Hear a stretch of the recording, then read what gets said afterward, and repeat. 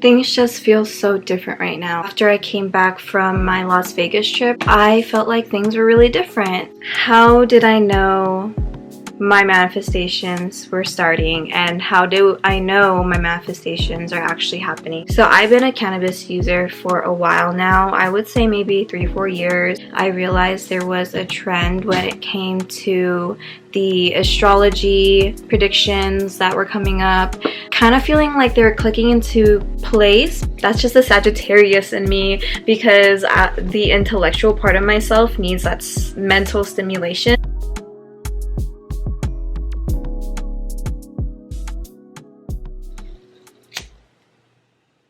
So I want to talk about how my manifestations and how my life has completely changed. Now, when I talk about my life changing, it's not like it was an instant, but it was very gradual. But I think there is that moment where you realize things are completely flipped, and I had one of those realizations earlier this month. Oh yeah, in the beginning of September, I went to Las Vegas with my boyfriend, and it was an amazing experience. And when I was on vacation, it felt like we were in a simulation. Like, we talked about how we were playing apartment simulator, because me and my boyfriend still live with our families, and so when we have a chance to go out together, it kind of gives us a sneak peek of what it would look like when we are married or when we live together. So when I came back, things just felt super, super different. And so I am someone who can intuitively feel when things are shifting or changing, and I'm kind of developing and harnessing my intuitive powers, and it's still a process, but that is something I recently picked up and made a goal for. So anyways, I came back from my trip and I decided I wanted to cut my hair. And it's funny because my dream hair is to have really, really long jet black hair with bangs, and I was trying to grow my hair out, but I actually dyed it last year, and I dyed it into like an ash blonde, so my hair was very brittle. I have that thick Filipino hair, but yeah, the bleach just really messed it up, and also the usage of like heat products such as curling irons and straighteners just made it worse, and it just did not look good anymore. So I had the impulsive need to just cut off my hair, and it felt really right. It felt like it was time for me to cut it, and it was a sign of, it was like very symbolic of change, symbolic of a metamorphosis or a transformation for myself.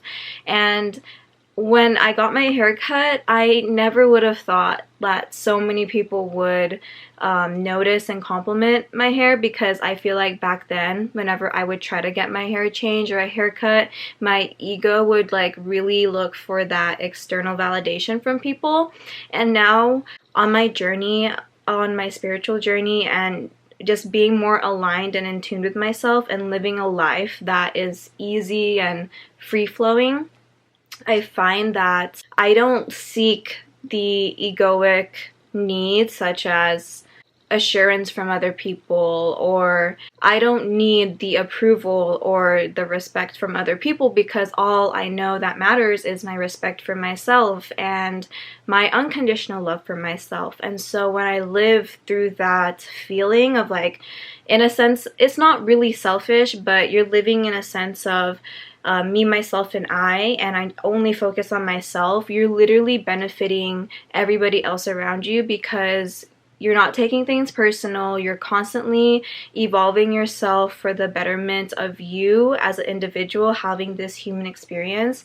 And so when I focus on myself more and I have that attention, I feel like a lot of things about myself grow, and I can pour more into other relationships, like my friendships, my coworkers, my family. returning back to myself and having certain goals and remembering that this is for my life that I really want to live, it's teaching me and showing me like, hey, if you keep focusing on this, like, you're going to grow, you're gonna like succeed so much faster. So anyways, I got my hair cut and I just felt this feeling of profound confidence I never thought I would ever have, and this like sense of empowerment from having short hair just I never thought I would have, because I did think that I was like a cute little like girl like having short hair, so I wanted to grow into something more mature and sexy, and I feel like that haircut is defining and showing me that I could be that even with short hair. And this just transformation of mine, I knew that it was coming, but then actually living through it and having like a story now to share is very, very surreal. And I think it's really important to remember that within everybody's spiritual journey, there's always going to be the gray area where people are just living their day-to-day life and patiently waiting and letting the existence of yours just speak for itself. Like, you will realize divine timing because you just will tell it's divine timing. You know, I also wanted to share some books that I'm currently reading, and also just like sharing my routine and how I've been taking care of myself. So before I share my books, I do want to talk about the topic of Mary J. I believe it is a topic that I think should be vocalized more, and I kind of want to be a person to put my feedback and insight on using, you know. So I've been a cannabis user for a while now. I would say maybe 3-4 years, and it's been such a huge journey with it because I never thought I would be this type of character. I never knew that me being me, I would become this type of person to really indulge in, you know, getting high all the time.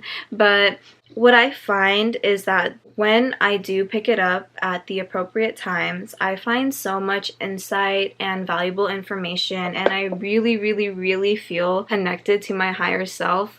Like, my meditations go crazy. Like, okay, recently, I really want to share this. I shared it on TikTok, but I have to share it in this video. But recently, okay, so I woke up and I had a song play in my head, and it was Earth Gang. It was by Earth Gang, and the song was called Meditate. It also featured Jid, or J-I-D, however you know him by.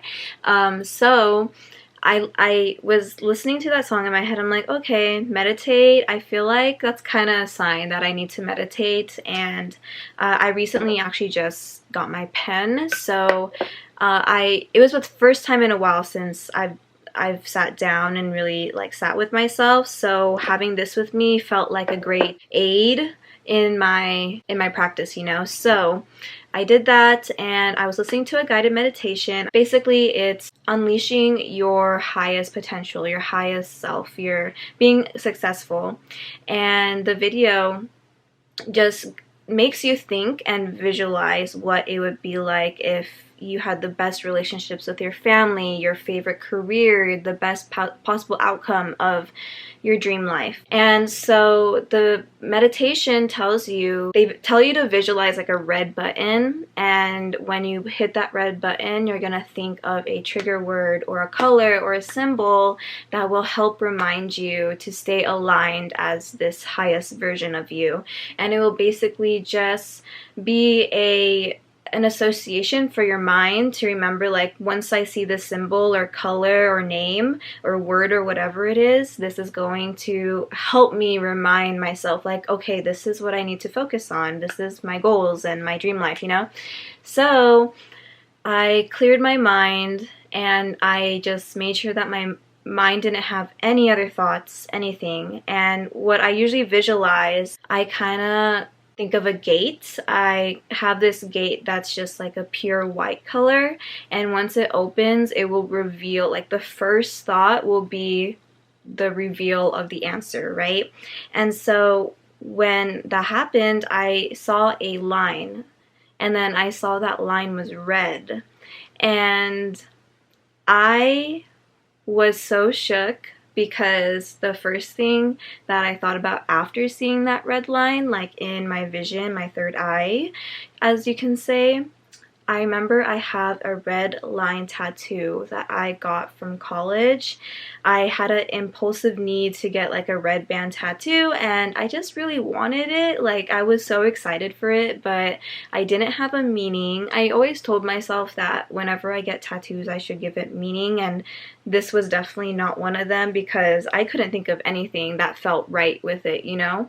So I had a flashback to that moment, getting this tattoo, and then everything in my head just felt like an explosion. It felt like my connection to my past self and my now present me, they met in the middle, and it's like, this is the reason why you got it in the first place. And it's like, it's perfect because it's a tattoo. I got it permanently for a reason, and now it's something I can look at and remind myself, like, remember to step in your highest self, remember to align with your highest self.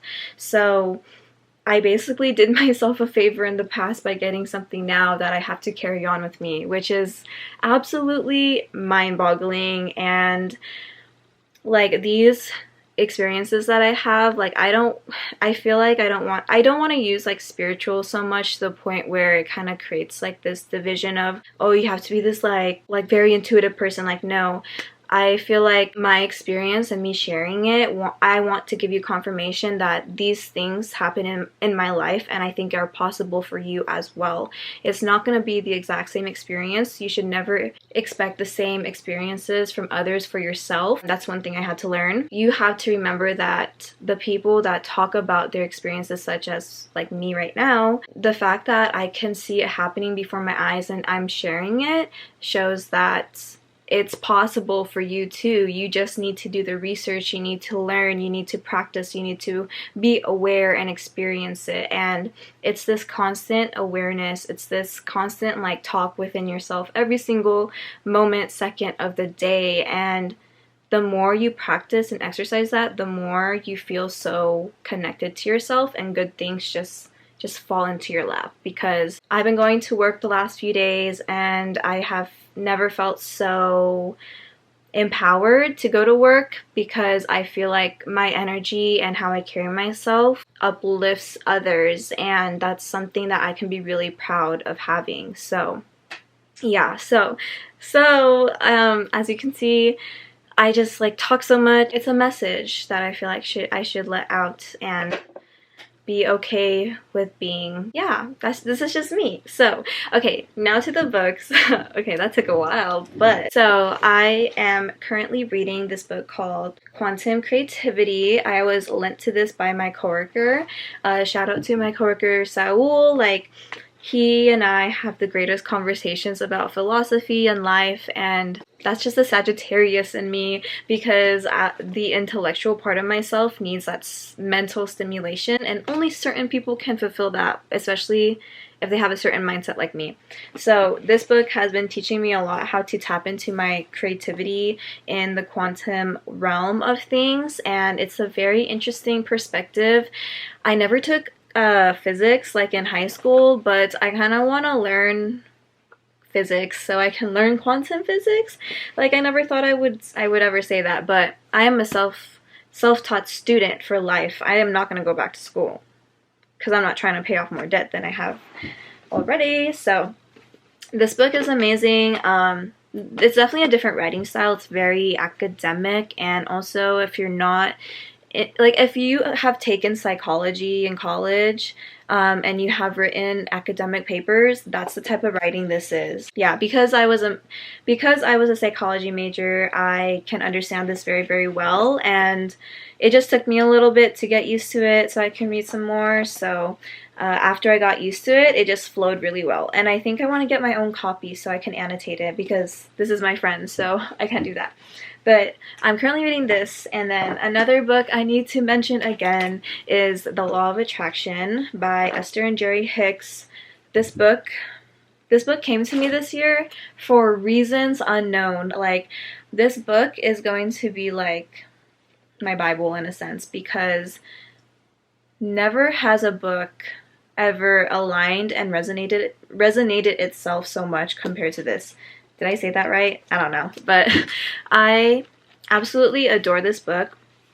And every time I pick it up, it always seems to answer a question that I have going on in my life, or a type of insightful thought perspective. Like it just ties into life perfectly every time I pick it up. And I'm not done with it, but I didn't annotate this a lot, surprisingly. I think it's because I know I'm gonna read it a second time, so I want to have like a very good color-coded system. But yeah, I am gonna read this today, actually.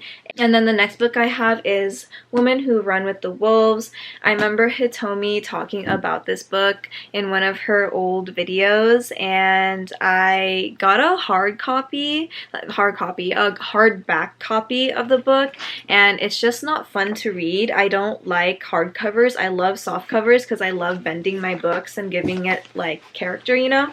So I got this from a spiritual metaphysical store like in Ventura or something in California, and I just love the size. I just love the floppiness. It reminds me of the fantasy books that I read, which reminds me I want to get back into fantasy novels so I can see what it is being imaginative when I'm high. Anyways, so I'm going to read this because I feel like I want to learn more about archetypes. Archetypes have been something that's been popping up for me, so I'm gonna read this. And then another thing I want to share actually is I am almost done with my journal. This journal I had since college, and it's been like 4 or 5 years already, and this is a chunky journal. This is the type of journal you would get at Marshall's but would never finish because it's just too many pages, and like you wouldn't imagine like finishing it all. But I did because I found like a journaling style that I really like that kind of makes me feel like I don't have to be perfect or anything. But yeah, this is kind of like my brain dump journal, and also just a summary of what I did and just random thoughts. So I have a few more pages, and I now have like, I'm so excited to start a new journal because the feeling of a fresh new one just hits different, okay? Before I finish off this video, I also want to share this book. This book is such a huge life changer.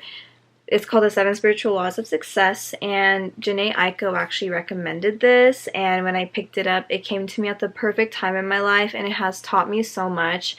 I actually have like a sticky note too that lists all the different spiritual laws, and I read it every day so I can remember to apply it, and I just highly recommend it. Like, this book is highlighted so beautifully, like, I have so many notes, and I always love picking it up once in a while, flipping to one chapter, and then just refreshing my memory.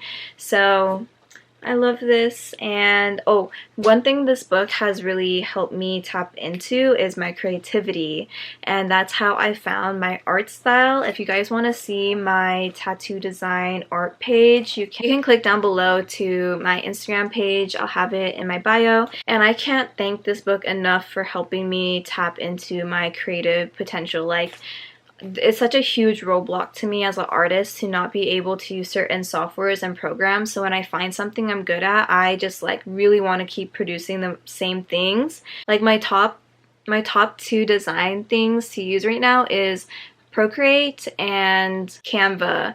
Those two, it's my holy grail. So yeah, I can talk more about like my designs and my creativity process and how I basically think of ideas and how to keep going as an artist, so I could do another video on that.